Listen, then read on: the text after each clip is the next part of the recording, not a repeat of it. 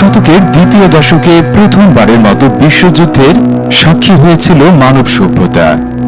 1914 থেকে 1918 সাল পর্যন্ত স্থায়ী সেই যুদ্ধকে ওই সময় প্রভাবশালীরা সব সংঘাত বন্ধের যুদ্ধ আখ্যা দিয়েছিলেন।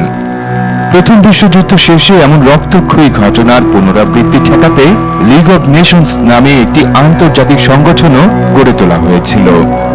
এই সংগঠনটিকে বর্তমান জাতিসংঘের পূর্বসূরি বলা যেতে পারে।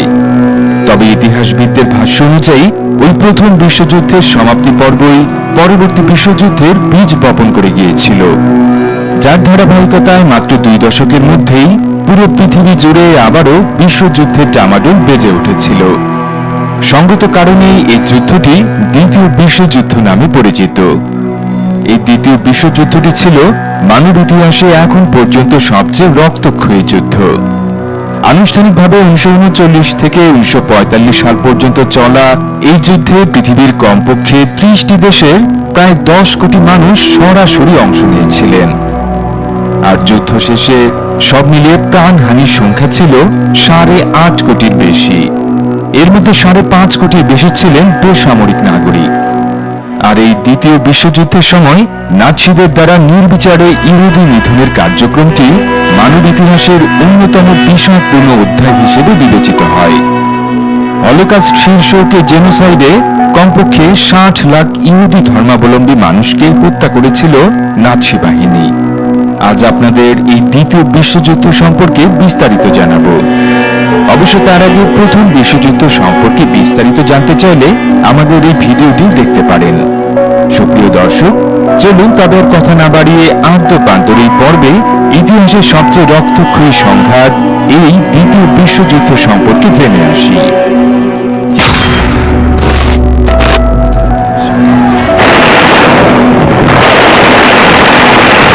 প্রথম বিশ্বযুদ্ধ শেষে বিজয়ী মিত্র বাহিনীর নীতি নির্ধারকেরা পরাজিত সাম্রাজ্যগুলোর প্রতি বেশ কঠোর অবস্থান গ্রহণ করেছিলেন। অস্ট্রো-হাঙ্গেরি সাম্রাজ্যটি ভেঙে গোটা 10 নতুন রাষ্ট্র এবং রাজ্যের সৃষ্টি করেন তারা। আর অটোমান সাম্রাজ্যটি ভেঙে নিজেদের মধ্যে ভাগ করে নেয় ব্রিটেন এবং ফ্রান্স। এই ভাগ বাটোয়ারা অস্বীকার করে তুরস্ক নিজেদের একটি স্বাধীন রাষ্ট্র হিসেবে ঘোষণা করে। প্রথম বিশ্বযুদ্ধে আত্মসমর্পণ পত্র হিসেবে স্বাক্ষরিত ভার্সাই চুক্তি অনুযায়ী জার্মানিকেও বেশ চড়া মূল্য দিতে হয়েছিল। প্রথমত রাজ্যটির পশ্চিম সীমান্তবর্তী একাধিক এলাকার নিয়ন্ত্রণ ফ্রান্স এবং বেলজিয়ামের কাছে হস্তান্তর করা হয়। অন্যদিকে পূর্ব সীমান্তে বিশাল এলাকা নিয়ে পোল্যান্ড নামক নতুন একটি রাষ্ট্র গঠন করেন বিজয়ী জোটের সদস্যরা। তবে কাজ করতে গিয়ে তারা বিপুল সংখ্যক জার্মান নাগরিককে মূল জার্মানি থেকে বিচ্ছিন্ন করে দিয়েছিলেন। তাছাড়া জার্মান সামরিক বাহিনীর উপরেও একাধিক বিধিনিষেধ আরোপ করা হয়। সেনাবাহিনীর সদস্য সংখ্যা 1 লাখের নিচে রাখা, ট্যাঙ্ক বা কামানের মতো কোনো ভারী অস্ত্র ব্যবহারে নিষেধাজ্ঞা উল্লেখযোগ্য। এমনকি জার্মানিকে কোনো বিমান বাহিনী রাখারও অনুমতি দেওয়া হয়নি। সর্বোপরি জার্মানি ও তার মিত্রদের প্রথম বিশ্বযুদ্ধের ক্ষতিপূরণ বাবদ বিপুল অঙ্কের অর্থ পরিশোধের নির্দেশ দেওয়া হয়। যৌক্তিক কারণে বিজয়ী জোটের এই অবস্থান জার্মানির জনসাধারণকে ক্ষুব্ধ করে তুলেছিল। মিত্রবাহিনীর এমন একপেশী কর্মকাণ্ড জার্মানির মতো ইতালির জনসাধারণের মাঝেও তীব্র ক্ষোভের সঞ্চার করে। যুদ্ধের সময় মিত্রবাহিনী তাদের পক্ষে লড়াইয়ের বিনিময়ে ইতালিকে অ্যাড্রিয়াটিক সাগরের পূর্ব উপকূলে উপনিবেশ স্থাপনের প্রতিশ্রুতি দিয়েছিল, কিন্তু যুদ্ধ শেষে সেই প্রতিশ্রুতি রক্ষা করা হয়নি। অথচ প্রথম বিশ্বযুদ্ধে ইতালির প্রায় 6 লাখ মানুষ প্রাণ হারিয়েছিলেন। এই জনরোষের কারণে 20 শতকের দ্বিতীয় দশকে জার্মানি এবং ইতালির রাজনৈতিক অঙ্গনে উগ্র ডানপন্থী দলগুলোর উত্থান শুরু হয়। এ সময় ইউরোপের যুদ্ধ বিধ্বস্ত অর্থনীতিও এই উগ্রপন্থীদের ক্ষমতায়নে সক্রিয় ভূমিকা পালন করেছিল। বিশেষ করে জার্মানিতে মুদ্রাস্ফীতির তীব্রতা রীতিমতো আকাশচুম্বী হয়ে উঠেছিল। 1918 সালের নভেম্বর মাসে $1 বিনিময়ে 4 ডয়েশ মার্ক পাওয়া যেত। 5 বছরের মাথায় 1923 সালের নভেম্বর মাসে $1 মার্কিন বিনিময় মূল্য বেড়ে দাঁড়িয়েছিল প্রায় 4200 কোটি ডয়েশ মার্ক। এমন অসহনীয় মুদ্রাস্ফীতির কারণে প্রথম বিশ্বযুদ্ধের ক্ষতিপূরণ পরিশোধ বন্ধ করে দেয় জার্মানি। তখন অবশ্য জার্মানি বিশ্বজুড়ে ওয়াইমার রিপাবলিক নামে পরিচিত ছিল। এর প্রতিবাদে ওয়াইমার প্রজাতন্ত্রের সীমান্তে অবস্থিত রুর নামক শিল্প এলাকাটি দখল করে নেয় ফ্রান্স এবং বেলজিয়াম।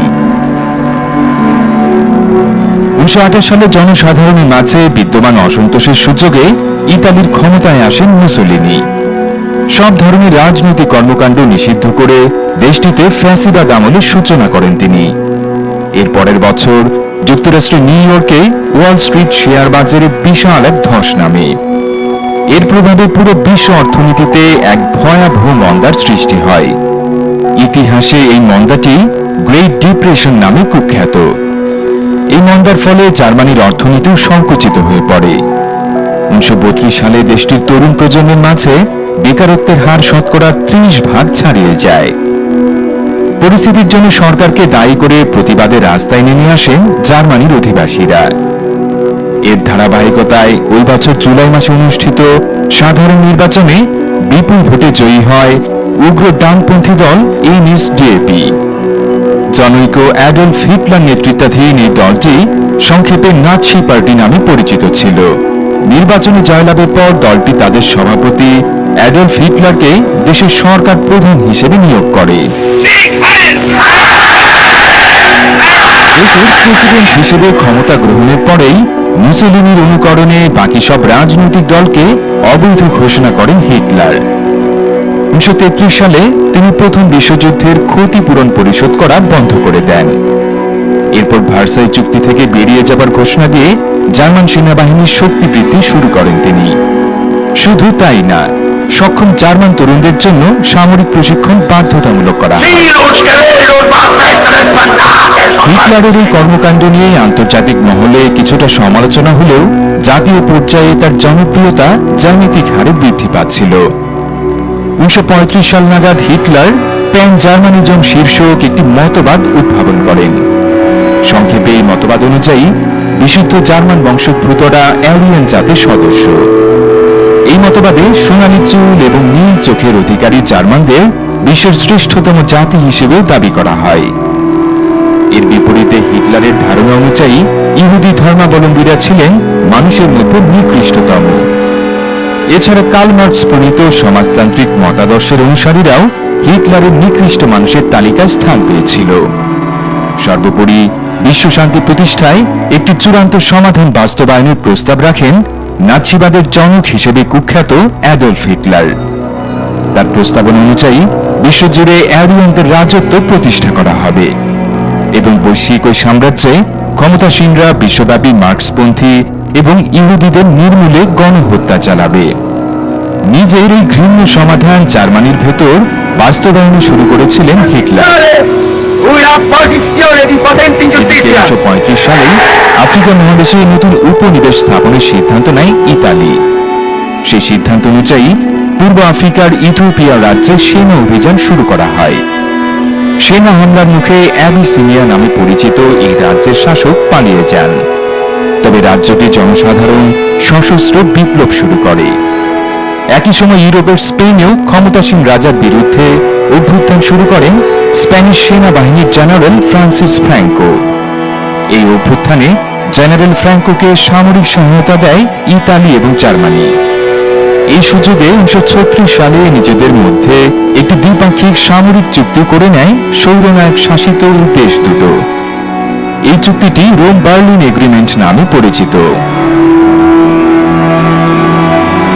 একই বছর এশিয়ার অন্যতম পরাশক্তি জাপানের সাথেও একটি পৃথক সমঝোতা চুক্তি স্বাক্ষর করে জার্মানি। প্রথম বিশ্বযুদ্ধ পরবর্তী সময় এই দেশের অবস্থাও খুব একটা ভালো ছিল না। 1931 সালে প্রাক্তন রুশ সাম্রাজ্যের সীমানা সংলগ্ন চীনের মানচুরিয়া প্রদেশটি দখল করে নিয়েছিল জাপানের সেনাবাহিনী। 1936 সালে চীনের রাজপন্থী এবং কমিউনিস্টদের মধ্যে গৃহযুদ্ধ শুরু হলে জাপান মানচুরিয়ার দক্ষিণেও বিশাল এলাকা জুড়ে সেনা মোতায়েন করে। 1937 সালে চীনের নানজিং প্রদেশে জাপানি সেনাবাহিনী বর্বর গণহত্যা চালায়। ইতিহাসে ঘটনাটি নানজিং ম্যাসাকার নামে পরিচিত। এতে চীনের প্রায় 3 লাখ নাগরিক জাপানি সেনাদের হাতে প্রাণ হারায়। 1938 সালে জার্মানির প্রতিবেশী অস্ট্রিয়াতেও নাৎসি পার্টি ক্ষমতা লাভ করে। এরপর তারা নিজেদের স্বাধীনতা বিসর্জন দিয়ে জার্মানির সাথে একীভূত হবার সিদ্ধান্ত গ্রহণ করে। অস্ট্রিয়ার এই কাজে হিটলার ইউরোপের আরও এলাকা দখলে উদ্বুদ্ধ হয়ে ওঠেন। বিশেষ করে প্রায় ৩৫ লাখ জার্মান অধ্যুষিত চেকোস্লোভাকিয়া দখলে তিনি চেষ্টা শুরু করেন। শেষ পর্যন্ত ১৯৩৯ সালের শুরুতে চেকোস্লোভাকিয়ার বিশাল এলাকা দখল করে নেয় জার্মান সেনাবাহিনী। জার্মানির এই আগ্রাসনের সম্মতি ছিল ব্রিটেন এবং ফ্রান্সেরও। তবে ৬ মাসের মাথায় ব্রিটেন এবং ফ্রান্সের সাথে সম্পাদিত মিউনিখ চুক্তির শর্ত ভেঙে পুরো চেকোস্লোভাকিয়ায় দখল করে নিয়েছিল জার্মানি। নিজেদের দক্ষিণ পূর্ব সীমান্ত সুরক্ষিত করার পর এবার উত্তর পূর্বে পোল্যান্ডের দিকে নজর ফেরায় জার্মানি। প্রথম বিশ্বযুদ্ধের পর বাজেয়াপ্ত করা স্থলভাগ ফিরিয়ে দিতে পূর্ব ইউরোপের দেশটিকে আলটিমেটাম দেন হিটলার। জবাবে ব্রিটেন এবং ফ্রান্স জানায় পোল্যান্ড আক্রান্ত হলে তারা জার্মানির বিরুদ্ধে যুদ্ধ ঘোষণা করবে। একই বছর অ্যাড্রিয়াটিক সাগরের পূর্ব উপকূলে অবস্থিত আলবেনিয়া দখল করে নেয় ইতালি। আর মঙ্গোলিয়ার সাথে সীমান্তে বিবাদের জের ধরে সোভিয়েত ইউনিয়নের বিরুদ্ধে যুদ্ধ শুরু করে জাপান।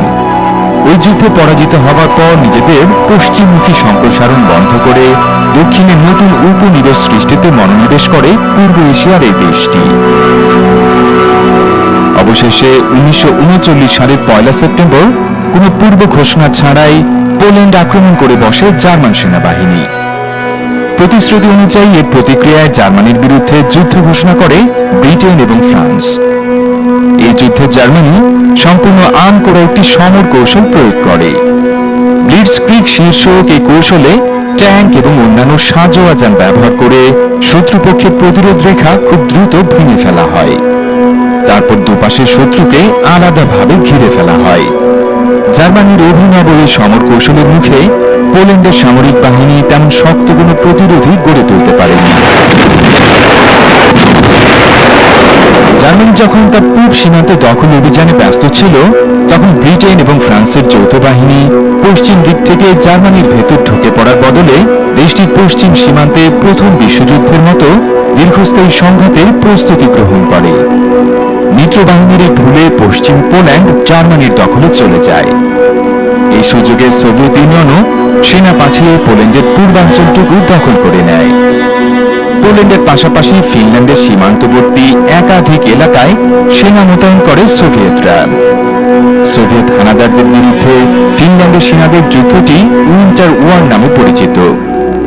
সামরিক শক্তির বিচারে সোভিয়েত ইউনিয়ন তাদের প্রতিপক্ষ ফিনল্যান্ডের তুলনায় অনেক এগিয়ে থাকলেও আক্রমণকারীরা এই যুদ্ধে খুব একটা সুবিধা করতে পারেনি।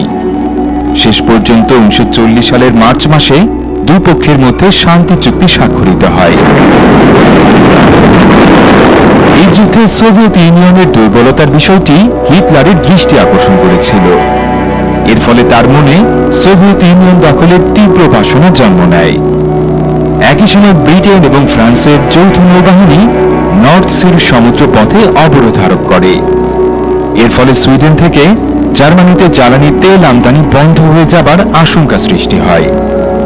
জবাবে জ্বালানি আমদানি সমুদ্র পথটি নিরাপদ রাখার বাহানায় ১৯৪০ সালের এপ্রিল মাসে ডেনমার্ক এবং নরওয়ে দখল করে নেয় জার্মান সেনাবাহিনী। ওই বছর মে মাসে প্রথম বিশ্বযুদ্ধের অনুকরণে নেদারল্যান্ডস, বেলজিয়াম এবং লুক্সেমবার্গ দেশ তিনটি দখল করে নেয় নাৎসি সেনারা। এ থেকে মিত্রবাহিনীর ব্রিটিশ এবং ফরাসি সেনা কর্তৃপক্ষ মনে করেছিল প্রথম বিশ্বযুদ্ধের মতোই স্লিফেন পরিকল্পনা বাস্তবায়ন করতে যাচ্ছে জার্মানি।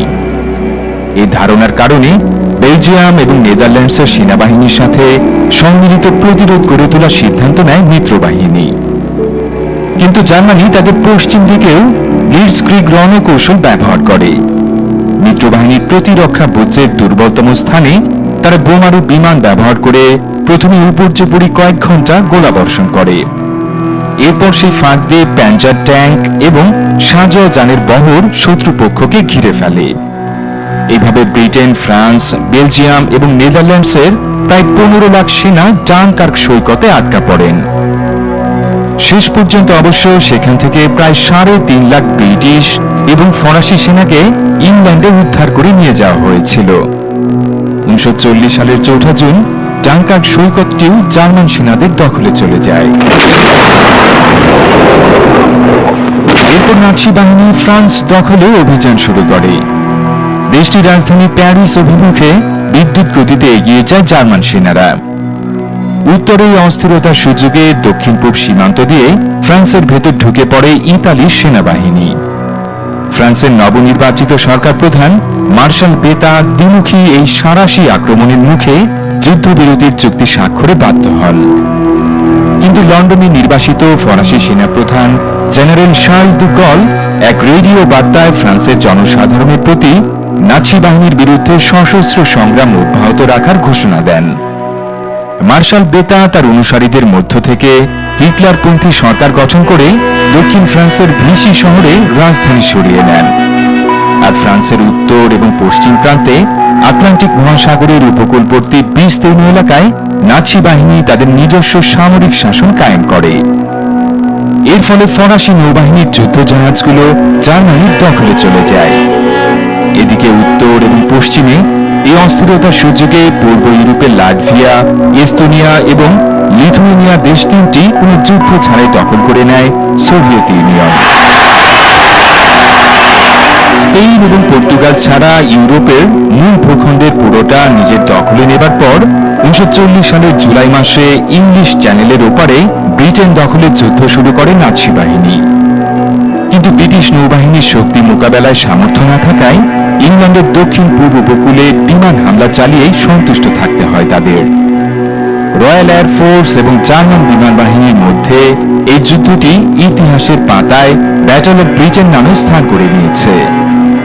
প্রথম দিকে এই যুদ্ধে জার্মান বিমান বাহিনী শুধু মিত্র বাহিনীর সামরিক স্থাপনাগুলো লক্ষ্য করেই বোমা হামলা চালাত। কিন্তু আগস্ট মাসে এমন একটি হামলায় ব্যবহৃত বোমাটি লক্ষ্যভ্রষ্ট হয়ে লন্ডনের উপকণ্ঠে এক জনপদে আঘাত হানে। এর জবাবে খোদ বার্লিন শহর লক্ষ্য করে বোমা হামলা চালায় ব্রিটিশ বিমান বাহিনী, যা হিটলারকে ভীষণ ক্ষুব্ধ করে তোলে। এরপর থেকে সামরিক স্থাপনার বদলে ইংল্যান্ডের বিভিন্ন শহর লক্ষ্য করেই বোমা বর্ষণ শুরু করে জার্মানি। সব মিলে 1940 সালের 10 জুলাই থেকে শুরু হয়ে 31 অক্টোবর পর্যন্ত প্রায় 4 মাস স্থায়ী এই আকাশ যুদ্ধে শেষ পর্যন্ত ব্রিটিশ বিমান বাহিনী জয়লাভ করে। কিন্তু উভয় পক্ষেই প্রচুর ক্ষয়ক্ষতি হয়েছিল। ব্রিটিশ বিমান বাহিনীর 1,500-এর বেশি পাইলট এই যুদ্ধে প্রাণ হারান। আহত হন আরো প্রায় 500 জন। আর শত্রুপক্ষের হামলায় বিধ্বস্ত বিমানের সংখ্যা 1,744টি। এর বিপরীতে জার্মান বিমান বাহিনীর 2,500-এর বেশি পাইলট এই যুদ্ধে নিহত হন। আহত হয়েছিলেন আরো 700-র বেশি বিমান সেনা। রয়্যাল এয়ারফোর্সের হামলায় তাদের প্রায় 2,000 বিমান বিধ্বস্ত হয়েছিল। তবে বিভিন্ন জনপদের উপর নির্বিচারে বোমা বর্ষণের ফলে দুই পক্ষ মিলিয়ে এই যুদ্ধে নিহত বেসামরিক নাগরিকের সংখ্যা প্রায় 15,000, আর আহত হয়েছিলেন আরো 20,000-এর বেশি মানুষ। অবশেষে 1940 সালের সেপ্টেম্বর মাসে জার্মানি এবং ইতালির এই সামরিক জোটে হাত মেলায় এশিয়ার পরাশক্তি জাপান। এই ত্রিদেশীয় জোটকে অক্ষ শক্তি নাম দিয়েছেন ইতিহাসবিদরা। বিস্ময়কর ব্যাপার হলো, একই সামরিক জোটে থাকলেও জার্মানি এবং ইতালি সম্পূর্ণ ভিন্ন দুটি যুদ্ধে জড়িয়ে পড়েছিল। একদিকে ইতালি ইউরোপ জুড়ে আধিপত্য বিস্তারের পরিবর্তে নিজেদের উপনিবেশের সংখ্যা বৃদ্ধির উপর গুরুত্ব দিচ্ছিল, যার ধারাবাহিকতায় ইতালি সেনাবাহিনী আলবেনিয়া, গ্রিস, মিশর এবং ইথিওপিয়া দখলে অভিযান শুরু করে। কিন্তু অভিযানগুলো খুব একটা সাফল্যের দেখা পায়নি তারা, বরং বলকান অঞ্চলে গ্রিক এবং ব্রিটিশ যৌথ প্রতিরোধের মুখে ইতালি পিছু হতে বাধ্য হয়। মিশরেও একই পরিণতির শিকার হয় ইতালীয় সেনাবাহিনী। জোটের মিত্র দেশকে সামরিক বিপর্যয়ের হাত থেকে রক্ষার জন্য উত্তর আফ্রিকা এবং বলকান অঞ্চলে সেনা মোতায়েন করতে বাধ্য হয় জার্মানি। এতে পুরো বলকান অঞ্চল অক্ষ শক্তির নিয়ন্ত্রণে চলে আসে। 1941 সালে জার্মান স্বৈরশাসক অ্যাডলফ হিটলার তার সেনাবাহিনীর জন্য নতুন একটি লক্ষ্য নির্ধারণ করেন। সোভিয়েত ইউনিয়ন দখলে সেই লক্ষ্য বাস্তবায়নে অপারেশন বারবারোসা নামক একটি অভিযানের পরিকল্পনা গ্রহণ করা হয়। অপারেশন বারবারোসার মূল উদ্দেশ্য ছিল সোভিয়েত ইউনিয়নের বিস্তীর্ণ স্থলভাগ দখল এবং সেখানে জার্মান বংশোদ্ভূতদের স্থায়ী বসবাসের ব্যবস্থা করা। এই লক্ষ্যে জার্মান সেনাবাহিনী 1941 সালের 22 জুন সোভিয়েত ইউনিয়ন দখলে অভিযান শুরু করে। জেনে অবাক হবেন, ওই দিনটি ঠিক 129 বছর আগে 1812 সালের 24 জুন ইউরোপের আরেক সেনাপতি রাশিয়া দখলের চেষ্টা করেছিলেন। অনেকেই হয়তো বুঝে ফেলেছেন এখানে ফরাসি সেনাপতি নেপোলিয়ন বোনাপার্টের কথা বলা হচ্ছে। ওই অভিযানে নেপোলিয়নের সাথে থাকা প্রায় 9 লাখ সেনার মধ্যে 6.5 লাখের মতো নিহত হয়েছিল। বলাই বাহুল্য, রাশিয়া দখলের সেই স্বপ্ন বাস্তবায়ন করতে পারেননি নেপোলিয়ন। উল্টো এই অভিযানের ক্ষতি পুষিয়ে উঠতে না পারাই পরবর্তীতে এই ফরাসি সেনাপতির পতনের মূল কারণ হয়ে দাঁড়িয়েছিল। 129 বছর পর একই ভুল করা অ্যাডলফ হিটলারকেও সেই একই পরিণতির মুখোমুখি হতে হয়। এদিকে বিশ্বযুদ্ধের প্রশান্ত মহাসাগরীয় অঞ্চলে জাপানের আধিপত্য খর্ব করার জন্য দেশটির উপর বাণিজ্যিক নিষেধাজ্ঞা আরোপ করে যুক্তরাষ্ট্র। ফলে জাপানের সামরিক বাহিনীর জন্য অপরিহার্য জ্বালানি তেল এবং ইস্পাত আমদানি বন্ধ হয়ে যায়। পরিস্থিতি মোকাবেলায় মালয়েশিয়া, ইন্দোনেশিয়া এবং সিঙ্গাপুরের মতো ইউরোপীয় উপনিবেশগুলো দখলের পরিকল্পনা করে জাপান। এই লক্ষ্য অর্জনে একমাত্র বাধা ছিল হাওয়াই দ্বীপের পার্ল হারবারে অবস্থিত যুক্তরাষ্ট্রের শক্তিশালী নৌবহর। প্যাসিফিক ফ্লিট শীর্ষক এই নৌবহর ধ্বংসে 1941 সালের 7 ডিসেম্বর ওই বন্দর লক্ষ্য করে হামলা চালায় জাপানের বিমান বাহিনী। এর বদলা নিতে ব্রিটেন এবং ফ্রান্সের সাথে মিত্র বাহিনীতে যোগ দেয় যুক্তরাষ্ট্র। তবে ক্ষতিগ্রস্ত নৌবহর মেরামত করে যুদ্ধে সেনা প্রেরণের জন্য বাড়তি সময় প্রয়োজন ছিল তাদের। সেই সময়ে মিয়ানমার এবং সিঙ্গাপুর সহ দক্ষিণ পূর্ব এশিয়ার বেশ কয়েকটি দেশ দখল করে নেয় জাপান। পরের বছর আটলান্টিক মহাসাগরে ব্রিটেনের যাত্রী এবং পণ্যবাহী জাহাজগুলো লক্ষ্য করে সাবমেরিন হামলা শুরু করে জার্মান নৌবাহিনী। এই হামলায় তাদের ব্যবহৃত ইউ-বোটগুলো রীতিমতো কিংবদন্তির পর্যায়ে পৌঁছে গেছে। 1942 সালের এপ্রিল মাস থেকে শুরু হওয়া এই নৌযুদ্ধটি ব্যাটল অব আটলান্টিক নামে পরিচিত। এই মাসে যুক্তরাষ্ট্র গোপনে একটি মহাশক্তিশালী সমরাস্ত্র নির্মাণে গবেষণা শুরু করে। ম্যানহাটন প্রজেক্ট শীর্ষক এই গবেষণা প্রকল্পেই প্রথম পারমাণবিক অস্ত্র আবিষ্কার করা হয়েছিল। এই বছর জুন মাসের পর থেকে যুদ্ধের মোড় ঘুরে যাওয়া শুরু করে। 1942 সেপ্টেম্বর মাসে প্রশান্ত মহাসাগরীয় অঞ্চলের দ্বীপপুঞ্জগুলো জাপানের দখল মুক্ত করার লক্ষ্যে সম্মিলিত সামরিক অভিযান শুরু করে যুক্তরাষ্ট্র। এই বছর আফ্রিকা মহাদেশেও অক্ষ বাহিনী উপর্যুপরি পরাজয়ের শিকার হয়। মিত্রবাহিনীর প্রতি হামলায় মিশর দখলের চেষ্টায় ইতি টানতে বাধ্য হয় তারা। উত্তর পশ্চিমে মিত্রবাহিনীর হামলায় মরক্কো এবং আলজেরিয়া সহ ফরাসি উপনিবেশগুলো অক্ষ শক্তির দখলমুক্ত হয়। এই মহাদেশে জার্মানির শেষ ঘাঁটি ছিল তিউনিসিয়ায়। 1943 সালের মে মাস নাগাদ সেখানেও তারা আত্মসমর্পণে বাধ্য হয়। 1943 সালের জুলাই মাস থেকে পুরো ইউরোপ নাৎসি বাহিনীর দখলমুক্ত করার লক্ষ্যে ত্রিমুখী আক্রমণ শুরু করে মিত্রবাহিনী। পূর্ব দিক থেকে সোভিয়েত ইউনিয়নের রেড আর্মি ইউরোপের মূল ভূখণ্ডে ঢুকে পড়ে। দক্ষিণে আফ্রিকা থেকে মিত্রবাহিনী ইতালির নিয়ন্ত্রণে থাকা সিসিলি দ্বীপপুঞ্জে অবতরণ করে। আর পশ্চিমে ফ্রান্সের কোন উপকূলে বিপুল পরিমাণ সেনা প্রেরণের সিদ্ধান্ত নেওয়া হয়। এর জন্য ফ্রান্সের কোন উপকূল ব্যবহার করা হবে তা নিয়ে মতানৈক্যের কারণে এর বাস্তবায়ন প্রায় 1 বছর পিছিয়ে যায়। শেষ পর্যন্ত 1944 সালের জুন মাসে নরম্যান্ডি উপকূলে প্রায় 21 লাখ সেনা অবতরণ করে। অপারেশন ওভারলর্ড শীর্ষক এই অভিযানটি ইতিহাসের বৃহত্তম সেনা অভিযান হিসেবে বিবেচিত হয়। এতে অংশ নেওয়া সেনাদের অধিকাংশই ছিলেন যুক্তরাষ্ট্র, ব্রিটেন এবং কানাডার নাগরিক। মিত্রবাহিনীর ত্রিমুখী হামলায় পিছু হতে হতে নাৎসি বাহিনী 1945 সালের জানুয়ারি মাসে জার্মানির ভেতরে ঢুকে যেতে বাধ্য হয়। এই বছর ফেব্রুয়ারি মাসে বর্তমান ইউক্রেনের ইয়াল্টা শহরে মিত্রবাহিনীর সরকার প্রধানদের মধ্যে এক ঐতিহাসিক শীর্ষ সম্মেলন অনুষ্ঠিত হয়েছিল, যেখানে একত্রিত হয়েছিলেন যুক্তরাষ্ট্রের president Franklin D Roosevelt, Britain ব্রিটেনের প্রধানমন্ত্রী উইনস্টন চার্চিল এবং সোভিয়েত ইউনিয়নের সর্বাধিনায়ক জোসেফ স্টালিন। এই সম্মেলনেই লিগ অব নেশনস ভেঙে দিয়ে নতুন একটি বিশ্ব সংস্থা গঠনের সিদ্ধান্ত নেওয়া হয়। সেই সিদ্ধান্ত অনুযায়ী জাতিসংঘ তাদের কার্যক্রম শুরু করে। এ সময় মিত্রবাহিনীর জার্মানি অভিমুখে যাত্রাও বন্ধ ছিল না। এপ্রিল মাস নাগাদ খোদ বার্লিন শহরটিও সোভিয়েত সেনারা ঘিরে ফেলেছিল। মে মাসে জার্মানির চূড়ান্ত আত্মসমর্পণের দুদিন আগে আত্মহত্যা করেন অ্যাডলফ হিটলার। 1945 সালের জুন মাস থেকে জাপানের বিরুদ্ধে সর্বশক্তি নিয়োগ করে মিত্রবাহিনী। জুলাই মাসে দেশটির সরকারকে নিঃশর্ত আত্মসমর্পণের আলটিমেটাম দেওয়া হয়। এই আলটিমেটাম প্রত্যাখ্যান করায় আগস্ট মাসে জাপানের হিরোশিমা এবং নাগাসাকি শহরে দুটি পারমাণবিক বোমার বিস্ফোরণ ঘটায় যুক্তরাষ্ট্র। এই বিস্ফোরণে জনবহুল শহর দুটির প্রায় 2.5 লাখ মানুষ প্রাণ হারায়। বিধ্বংসী হামলার পর দিশেহারা হয়ে পড়ে জাপান। একদিকে ছিল ফের পারমাণবিক হামলার আশঙ্কা, অন্যদিকে ছিল মিত্রবাহিনী যে কোনো সময় দেশটিতে ঢুকে পড়তে পারে। এমন অবস্থায় 1945 সালের 15 আগস্ট নিঃশর্ত আত্মসমর্পণের সিদ্ধান্ত নিতে বাধ্য হয় জাপান। এরপর 2রা সেপ্টেম্বর আত্মসমর্পণ পত্রে স্বাক্ষর করে দেশটি। এর মধ্য দিয়েই আনুষ্ঠানিকভাবে সমাপ্তি ঘটে দ্বিতীয় বিশ্বযুদ্ধের।